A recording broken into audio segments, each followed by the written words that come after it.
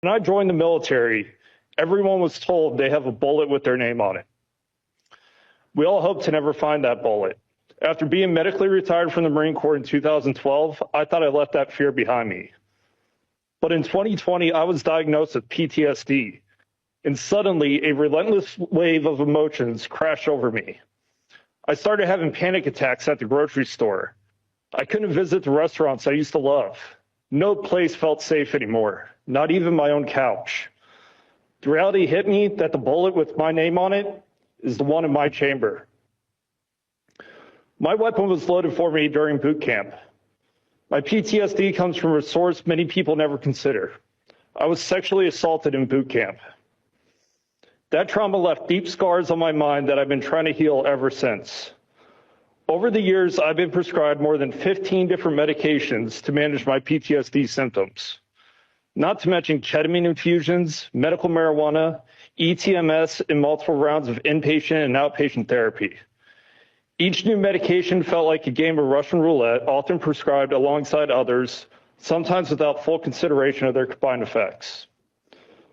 I want to acknowledge that many traditional medications have helped men and women living with PTSD, and I respect their journey.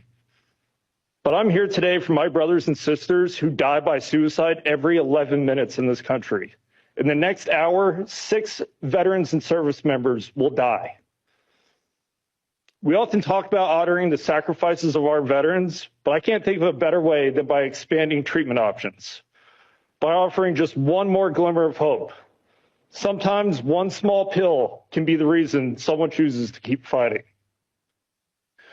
According to the Department of Veteran Affairs, an estimated 15 to 30% of veterans experience PTSD at some point in their lives. And it's not just about combat.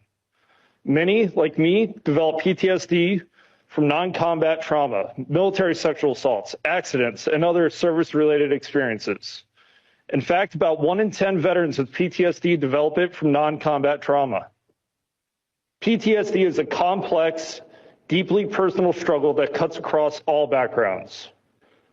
For years, like so many others, I have lived under a shadow, constantly reminded that tomorrow isn't guaranteed, that my son could lose his father and my wife could lose her husband. I fight every day, silently suffering with invisible wounds that grow deeper and deeper with each failed treatment. Otsuka's new medication, brexpiprazole in combination with sertraline, could be the life-saving treatment that disarms my weapon and puts the safety on. For me and countless veterans and Americans, it could finally mean stepping out of the shadows and seeing the beauty of the country we proudly served.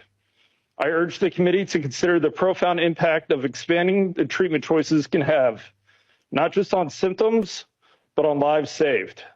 The millions of Americans living with PTSD and the families who love them deserve this innovation. Please help us turn the tide on this silent epidemic and give me and everyone suffering from PTSD one more chance at life.